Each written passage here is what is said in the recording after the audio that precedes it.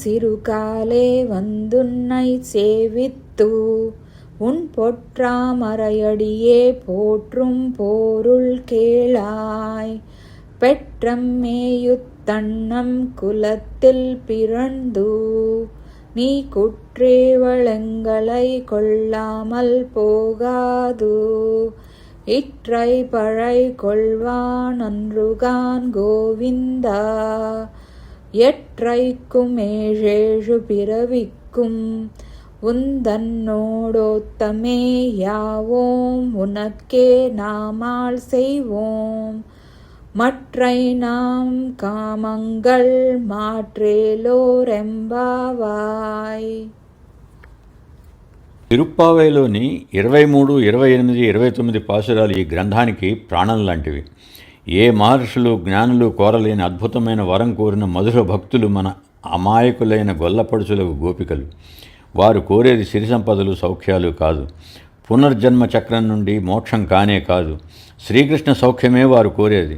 కృష్ణుని చూడాలన్న కోరిక కావాలి, కనపడలేదన్న విరహబాధ కావాలి, దొరికాడన్న పరమానందం కావాలి. జన్మ జన్మలకు ఇదే కావాలి. నీ అంతరంగ సేవకులలో మమ్ము చేర్చుకో అని కోరుతున్నారు. శ్రీమన్నారాయణ నిత్యసేవకులు, అనంత గరుడ విశ్వక్సేనులు, శ్రీ మహాలక్ష్మి పరివారము. వీరు ఎప్పుడూ స్వామిలో కలిసిపోయి కరిగిపోయేది ఉండదు.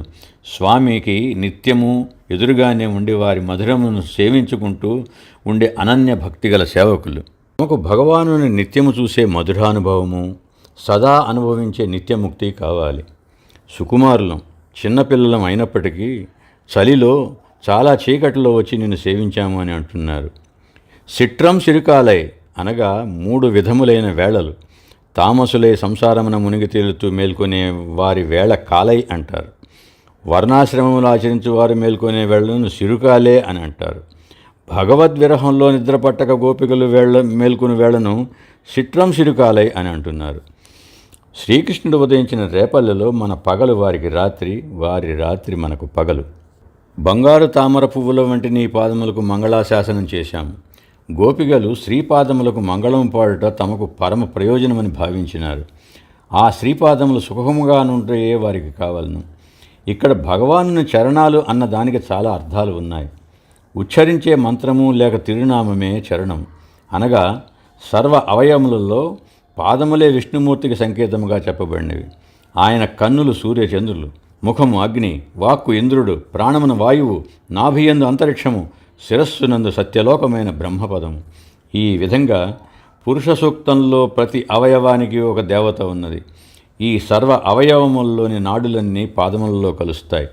అందుకే యోగుల పాదములలోని నాడీలో ఈడా పింగళ నాడులలోని శ్వాసగతిని మార్చే శక్తి ఉంటుంది. కాబట్టి సర్వ అవయవముల్లోనూ పాదములు అతి పవిత్రములు అనగా ఈ పాదములు బహుపురాతనములు, అతి పవిత్రములు. దీనిని సేవించినంతనే సమస్త దుష్కర్మలు భస్మం కాగలవో అట్టివి శ్రీపాదములు. అందుకే తిరుమంత్రము ఉపదేశించే ఆచార్యుల పాదములను ఆశ్రయింపవలనని ఆచార్య తిరువడిగళే శరణం అని, గురుపాద పద్మములే శరణమని వైష్ణవులంతా చెబుతారు. దూడలు మేస్తే కానీ అన్నం తినని మా గొల్లకులంలో పుట్టిన నీకు మా మాటలు వినక తప్పదు, మమ్మల్ని అంగీకరింపక తప్పదు. నీ అంతరంగ కైంకర్యములలో సేవలలో మమ్మల్ని నియమించక తప్పదు. నీవు పరమపదములో ఉన్ననాడు జన్మలేని వాడవు. అనంత గరుడాదుల సేవలు స్వీకరించవచ్చును కానీ నీవు గొల్ల కులంలో జన్మించిన తర్వాత అదే కులంలో జన్మించిన మా వంటి వారిల చేతనే సేవలు స్వీకరించవలను. అయ్యో కృష్ణ, నీ పరై తీసుకుపోవటానికి కాదయ్యా మేము ఈ నోము నోచినది. అయ్యో స్వామి, వెర్రి గొల్లవానిలాగా మాట్లాడుతున్నావే. గోవిందా, గోవుల వెంట పశువుల వెంట తిరిగి నీ జన్మను కూడా మర్చిపోయినట్లున్నావే గోవిందా.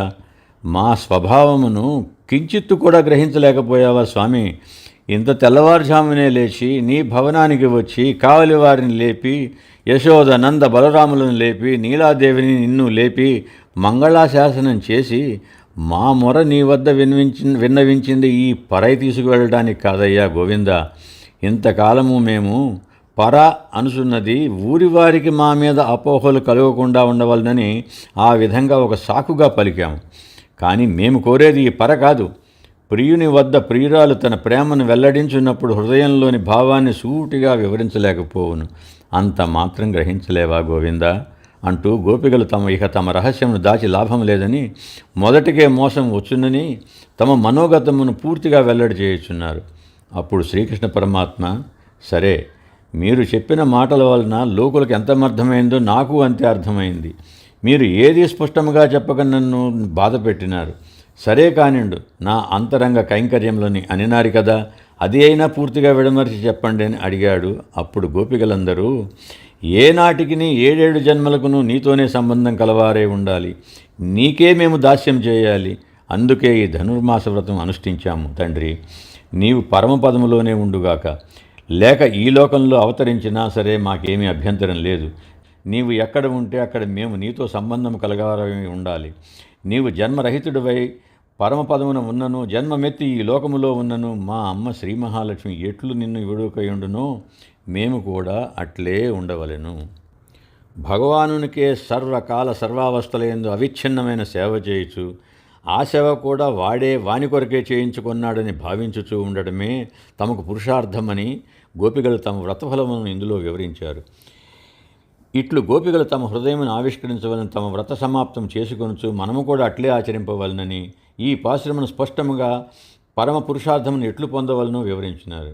గోపికలు తమ పాల వంటి హృదయం భక్తితో పొంగిపొరలగా దాన్ని చిలికి మధురమైన వెన్న అనే పరాభక్తిని మనకిచ్చి ఆస్వాదించి ఆనందం అనుభవించమని కోరుతున్నారు. నిజమైన లోక కళ్యాణం అంటే ఇదే కదా. జయ శ్రీమన్నారాయణ.